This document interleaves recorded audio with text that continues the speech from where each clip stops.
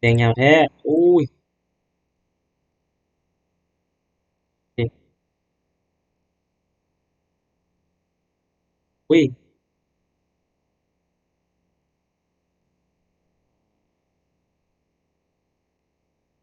แชร์สกรีน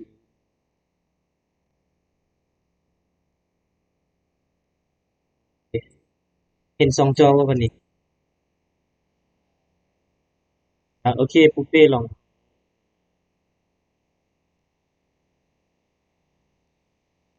อันน่ะเห็นสองจอแล้วบอกว่า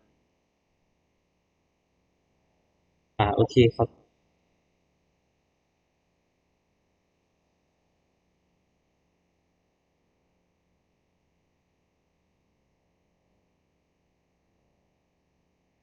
เดโมเด้อนี่เด้ออย่าตกใจอย่าตกใจเดี๋ยวเปลี่ยนเป็นสีจริงกันมันสีจริงนี่มีบ่หลายเด้อนี่ครับ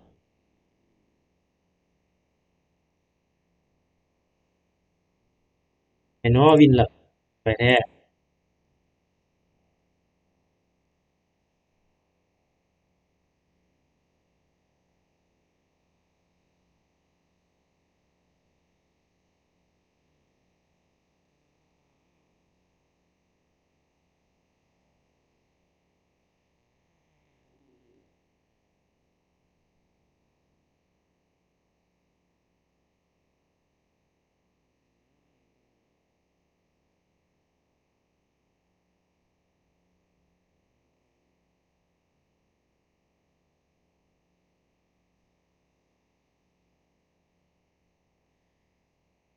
แล้วบ่เนาะคนสิเข้าเนาะ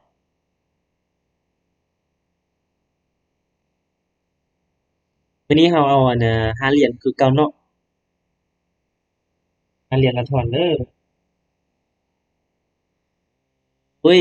ปุ๊บเป้หาไอเด้หาไอเด้ต้อมสิทธิ์เอกจันทร์เซินว่าซั่นโอ้เข้ามาต้อม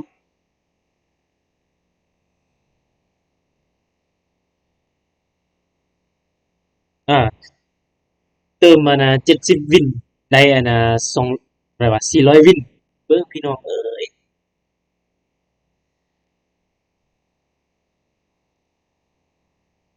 เฝ้าเด้อเดี๋ยวเฮาท่าอันนั้นก่อนเฮาจิรับคนที่เข้ามาเนาะครับ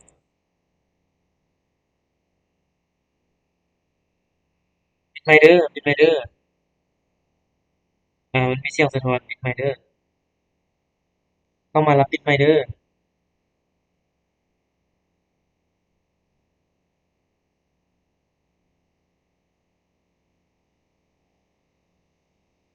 ช่วงนี้มันมันเป็นแบบลงเสียงเลงนะ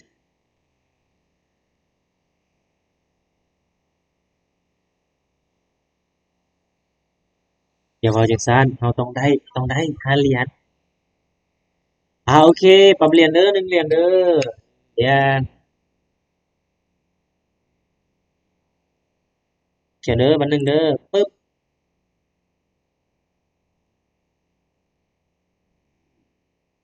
เอาใจช่วยนำกันเด้อทุกคน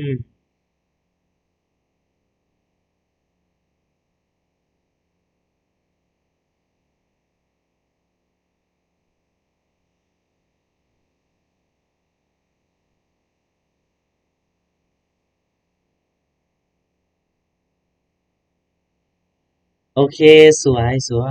ยบินเด้อบินเด้อผู้ใดที่สำหรับผู้ใดที่ซื้อทันเนาะบินโอเคปรับเหรียญเด้อ1เหรียญเด้ออุ๊ยโอ้บ่แม่นอุ๊ยเมื่อกี้นี่เป็นเดโมเว้ยโอ้โอ้ขอบใจที่ใจที่เตือนเฮ้ยเราใส่2เหรียญเด้อกี้เดี๋ยวบ่ได้เดโมอะปึ๊บ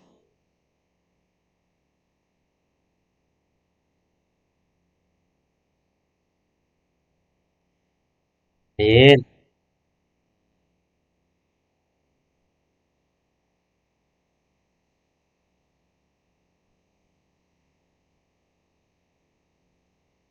โอเคลงมา เอ๊ะอ่ะมาลงมาลงมาลงมาอ่ะเอาวินวินวินโอ้โอ้เฮ้ยใจหายใจหายใจหายสองวินผมเป็นสองวินเลยเมื่อกี้ลืมกดลืมกดเด้อโอ้ยแล้วว่าแจ็คปรับเรียนเด้อปรับเรียนเด้อเรียนเด้ออ่าพอฟ้าวก่อนก็ได้แดงแดงก็มีคนกำลังเข้ามาอยู่เอ๊ะมันจะเขียวแล้วฟ้าเส้นมันไม่เขียวใจเย็นใจเย็น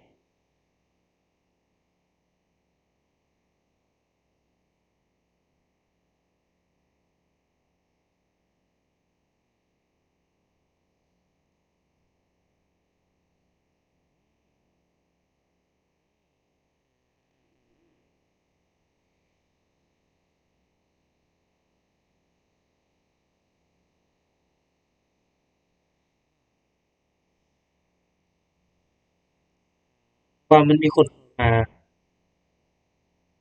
ปั๊มเงินเหรียญเด้อหนึ่งเหรียญแต่ว่าค่อยเสียเมื่อกี้ค่อยใส่สองเหรียญเด้อ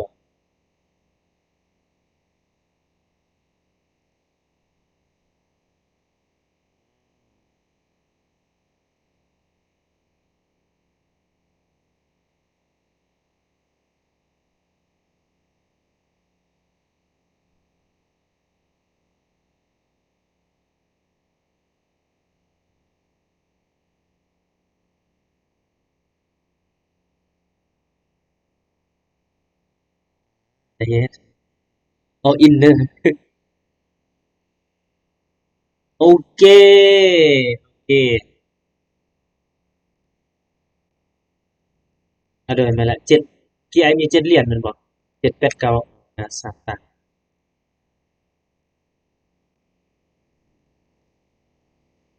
กดเข้าก็คือคันเฮาแล้วเฮาบ่ไปเฮาบ่ไปบ่ไปนั่นๆเขาจะบ่ไปแล้วมีคนกำลังเข้าอยู่ตอนนี้นะเข้ามาอ่ามารัวๆเด้อคือกฎของเฮาก็คือเขาจะเทรดให้มันกำไรห้าเหรียญหลังจากที่กำไรห้าเหรียญแล้วเขาจะเทรดไปเรื่อยๆจนกว่ามันจะเสียถ้าว่ามันเสียถ้าว่าตาใดที่มันเสียพอเขาวินแล้วเขาเสียปุ๊บจังใดเขาก็เนาะ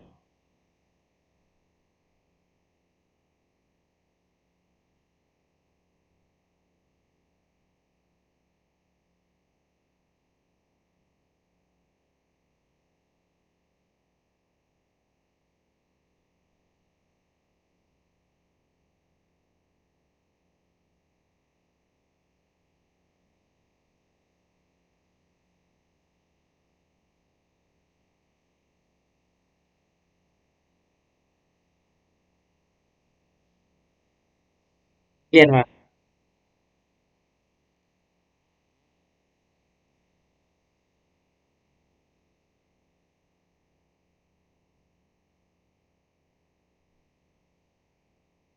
โอเคมันรู้สึกว่าอันคือเขาอยากตะเพราะว่าเขาใช้อันน่ะ3 โปรแกรมล้วนเอาวินเดอร์บ่ได้ไปทันเด้อโอเคตอนนี้เขาได้อยู่7 8 9 10เขาได้อยู่4เหรียญแล้วเนาะแล้วเหรียญ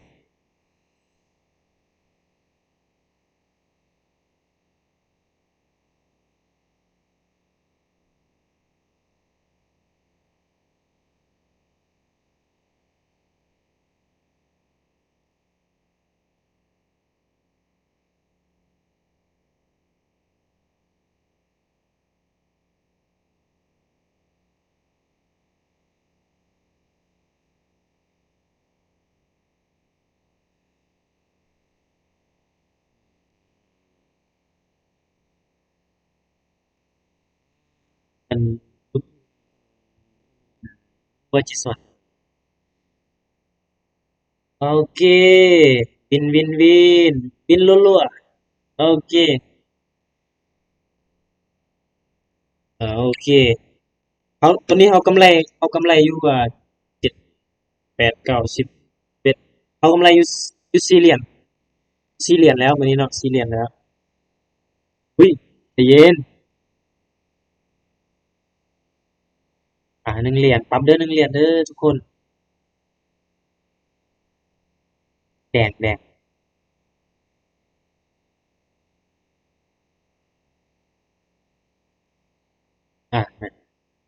เพราะว่าตอนนี้มันเขียวแล้วเราจะหยุดเด้อ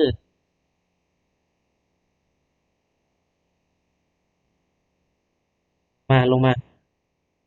15ยังมีโอกาสอยู่ลงมาลูกลงมา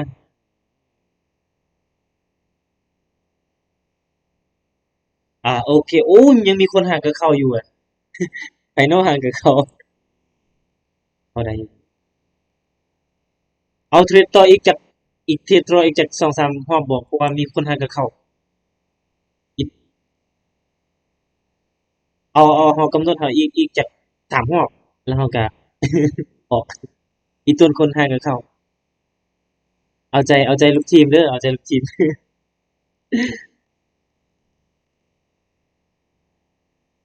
อ่าผู้ใดที่ว่ากำไร5 วินแล้วมันหยุดเด้อหยุดเด้อไปถอนเลยไปถอนก่อน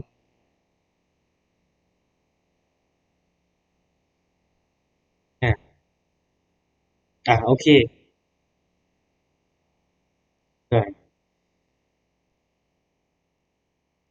อเคโอเคเริ่มใหม่ตอนนี้เริ่มใหม่เด้อเพราะว่ามีคนห่างกับเขามีไอ้ผู้หนึ่งแล้วห่างกับเขาได้แล้วแน่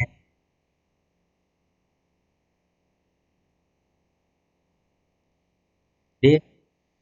ห่างกับเขา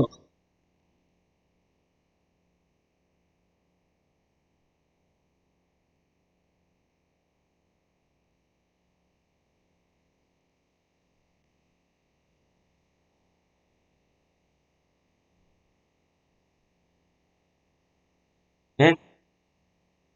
เปลี่ยนเลยห้ามเอาอินห้ามบ่ทันทุกเด้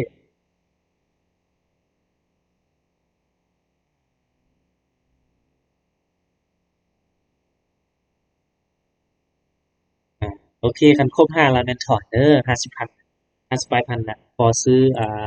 นั่นแหละ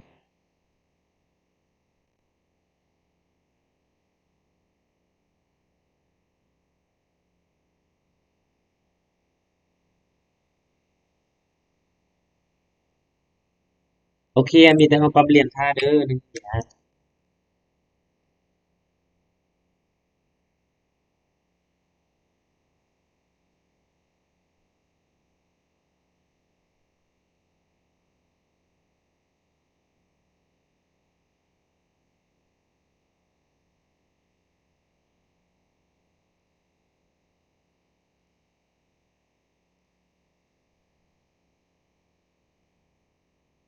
ก็เห็นมีคน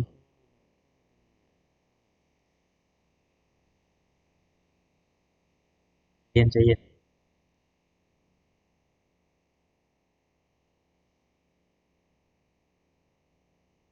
ลงมาลูกลงมา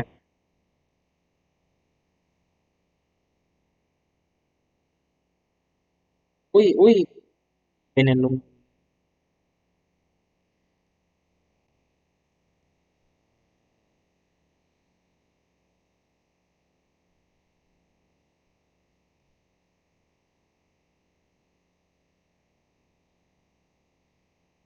อันนี้รู้สึกว่ามันจะเขียวพอปุ๊บเด้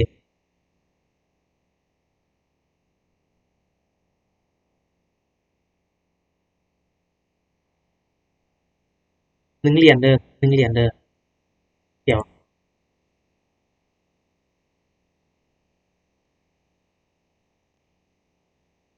อ้ออาจารย์ลืม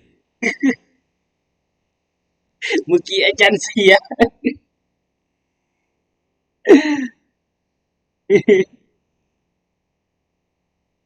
แหมสูตรนี้เป็นสูตรมาจากเดโม โอเควินวินวินวินเด้อโอเคบ่ได้ฮอดอัน5แล้วแม่นช่อนเด้อนักเรียนเด้อนักเรียนคือเก่า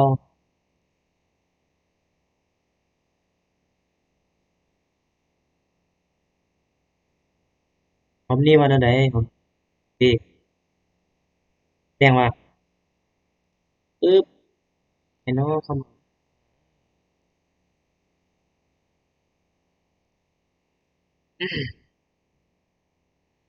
ทุกๆครั้งที่เทรดเนาะเออทุกครั้งที่เทรดน่ะเป็นปรับเงินเด้อจะเทรดอะนะมีลูกทีมมาคนหนึ่งเข้ามาเราใช้หลายๆ10เหรียญไปเลยบัดเดียวเทรดตุ๊บ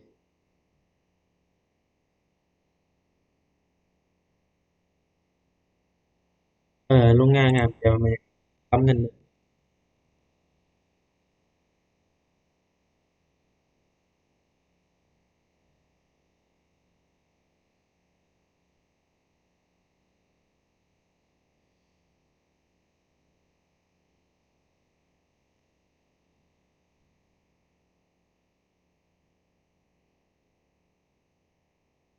สีแดงเด้อทุกคนเด้อ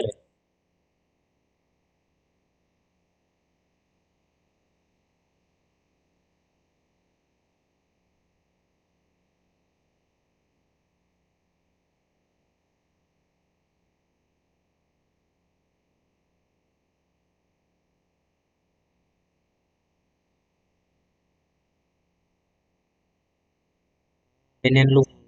UV Finet บ่ลงอันตรายครับที่ UV Finet บ่ลงอะไฟแดงไฟแนนซ์ลงบางอย่าเฮ็ดจังซี้อย่าเฮ็ดจัง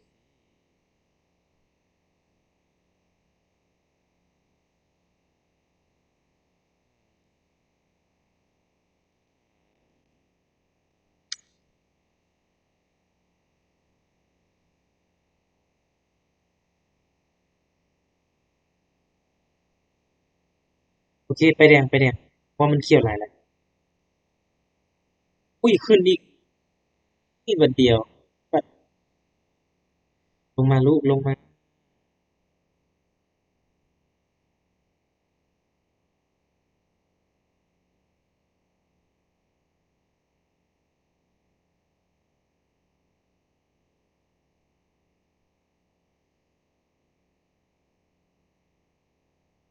ไปซวยนำกันเด้อโอเควินโอเคได้คืนแล้ว1เหรียญยังบ่ได้กำยังบ่ได้กำไรเลย1เหรียญนี่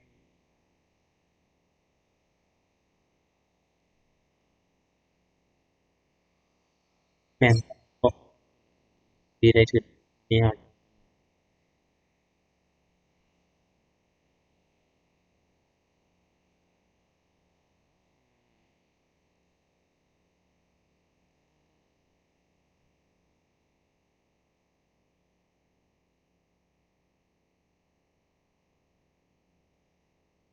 ทันอยู่เปิด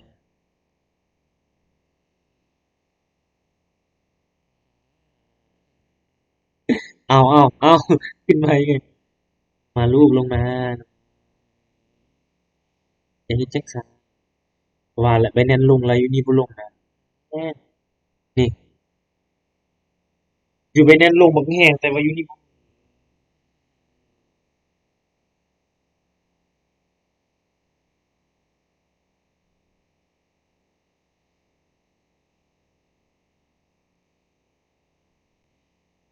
ไปแน่นลงแล้วตามไปแน่นลงแล้วแต่ว่า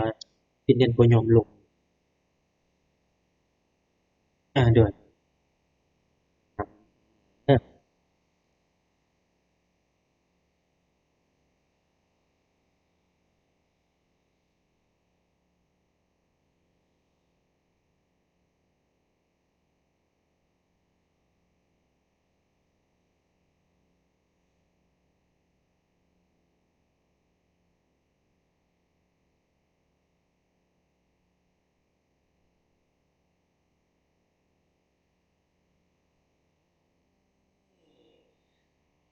ลุ้นอยู่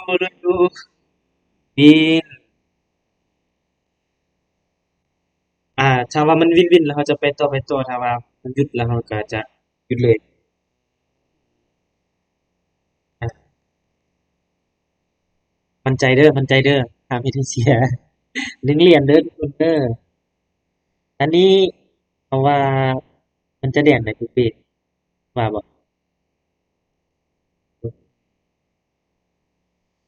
ลงมาเด้อลูก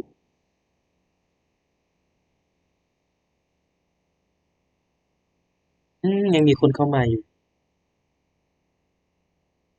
เอโอจานใหญ่เขาไปใส่ละ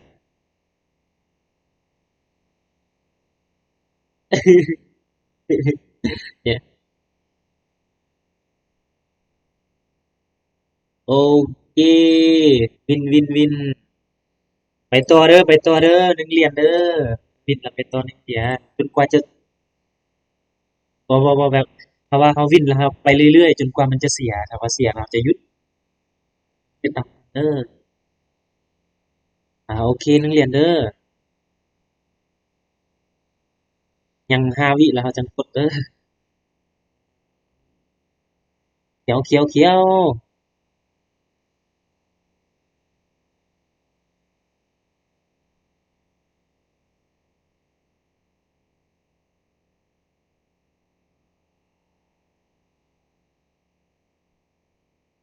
ไม่แน่นมันค้างเลยว่าคอมของค้างขึ้นเลย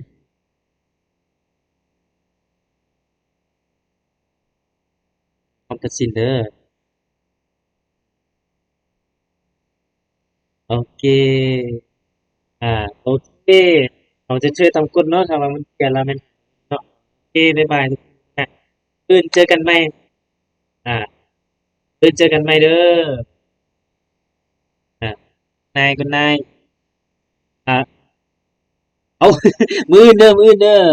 see you tomorrow อ่าเจอกันมื้ออื่นเด้อ